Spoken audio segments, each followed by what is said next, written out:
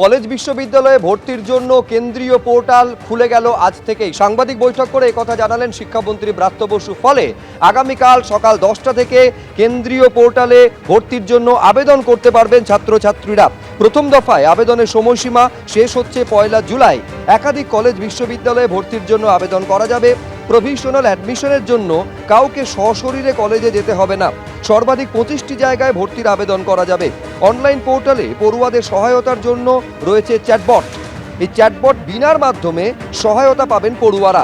মেধা তালিকার ভিত্তিতে মিলবে পছন্দের বিষয়। ভর্তির জন্য হেল্পলাইন নাম্বার 1800-102-8014।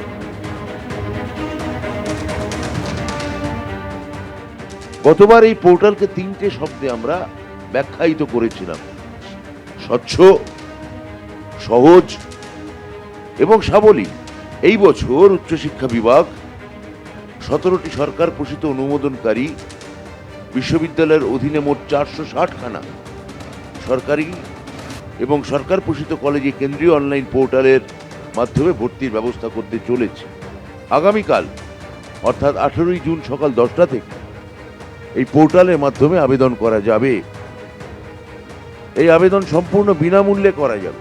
প্রথমে শিক্ষার্থীকে কিছু তথ্য দিয়ে একবার রেজিস্ট্রেশন করতে হবে। রেজিস্ট্রেশন হয়ে যাওয়ার পর আবেদনকারী একটি ইউজার আইডি এবং পাসওয়ার্ড পাবে, যার ভিত্তিতে সে লগ ইন করতে পারবে।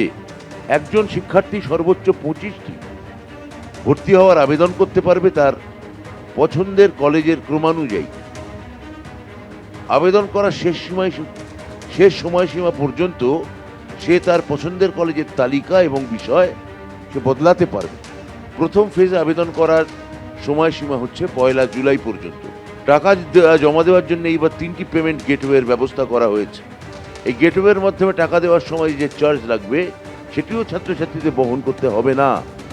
রাজ্য সরকার এই ব্যয়ভার বহন করবে। একবার মাত্র আবেদনের ভিত্তিতেই ছাত্রছাত্রীরা তাদের পছন্দের একাধিক কলেজে আবেদন করতে পারে। সম্পূর্ণ স্বচ্ছতার সঙ্গে কম্পিউটারকৃত মেধা তালিকার সুবিধা নিয়ে তাদের মেধার ভিত্তিতে প্রাপ্ত সর্বোচ্চ পছন্দের কলেজে তাদের পছন্দের বিষয় নিয়ে ছাত্রছাত্রীরা পড়তে পারবেন। বিমানের বিপর্যয় নিয়ে যখন সারা দেশ জুড়ে তোলপাড় চলছে, তার মধ্যে এবার বিমানে বোমাতঙ্ক। ইন্ডিগোর মাস্কেট থেকে কোচি বিমানে বোমাতঙ্ক।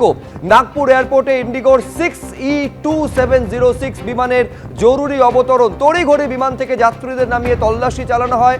বিমানে সন্দেহজনক কিছু মেলেনি, জানালেন নাগপুরের ডিসিপি।